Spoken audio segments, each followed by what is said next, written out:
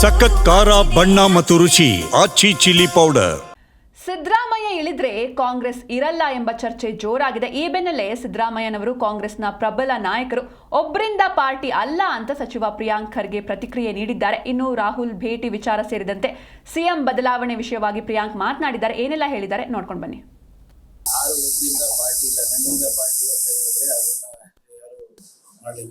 ಈಗ ಸಿದ್ದರಾಮಯ್ಯ ಅವರು ಅಂತ ಒಂದು ಅಪಾರವಾದಂತ ಕೊಡುಗೆ ನಮ್ಮ ಪಕ್ಷದಲ್ಲಿದೆ.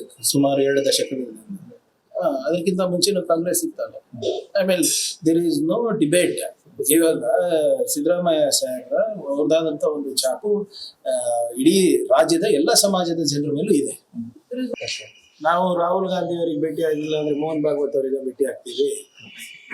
ನಾವು ಬಂದು ಡೆಲ್ಲಿನಲ್ಲಿ ನಾವು ರಾಹುಲ್ ಗಾಂಧಿ ಅವ್ರ ಜೊತೆ ಏನ್ ಚರ್ಚೆ ಮಾಡಿದೀವಿ ಅಂತ ಬಂದು ನಾವು ಮುಖ್ಯಮಂತ್ರಿಗಳಿಗೆ, ಉಪಮುಖ್ಯಮಂತ್ರಿಗಳಿಗೆ ಹೇಳಿಲ್ಲ ಅಂದ್ರೆ ಕೇಶವ ಕೃಪಾಗ ರಿಪೋರ್ಟಿಂಗ್ ಮಾಡ್ಲಿ ನೋಡಿ.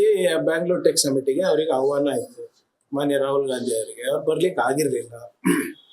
ನಾವು ಟೈಮ್ ಕೇಳಿದ್ವಿ ನಮ್ಮ ಆರ್ಟಿಫಿಷಿಯಲ್ ಇಂಟೆಲಿಜೆನ್ಸ್ PC ತೋರ್ಸಕ್ಕೆ. ಅವರಿಗೂ ಕುತೂಹಲ ಆಯ್ತು. ಸೊ ಟೈಮ್ ಕೊಟ್ಟಿದ್ರು, ಹೋಗಿ ಅದೆಲ್ಲ ಎಕ್ಸ್ಪ್ಲೇನ್ ಮಾಡಿ ಬಂದ್ವಿ. ಆಗ್ಲೇ AICC ಅಧ್ಯಕ್ಷರು ಇದ್ರ ಬಗ್ಗೆ ಸ್ಪಷ್ಟವಾಗಿ ಹೇಳಿದ್ದಾರೆ, ನಾನು ತೀರ್ಮಾನ ತಗೊಂತೀನಿ ಅಂತ. CM ಅವರು ಸ್ಪಷ್ಟವಾಗಿ ಹೇಳಿದ್ದಾರೆ, ಹೈಕಮಾಂಡಿಗೆ ನಾವು ಬಿಟ್ಟಿದ್ದೇವೆ. DCM ಅವರು, ನಾನು ಶಿಸ್ತಿನ ಸಿಪಾಯಿ ಇದ್ದೇನೆ, ಕಾರ್ಯಕರ್ತರೆಲ್ಲರೂ ಸೇರಿ ನಮ್ಮ ಸರ್ಕಾರ ಬಂದಿದೆ, ಏನಿದ್ರು ಹೈಕಮಾಂಡ್ ನಿರ್ಣಯ ಅಂತ ಹೇಳಿರೋದು. ಸೊ ಇದ್ರಲ್ಲಿ ಗೊಂದಲ ಏನಿದೆ? Everybody has left it to high command.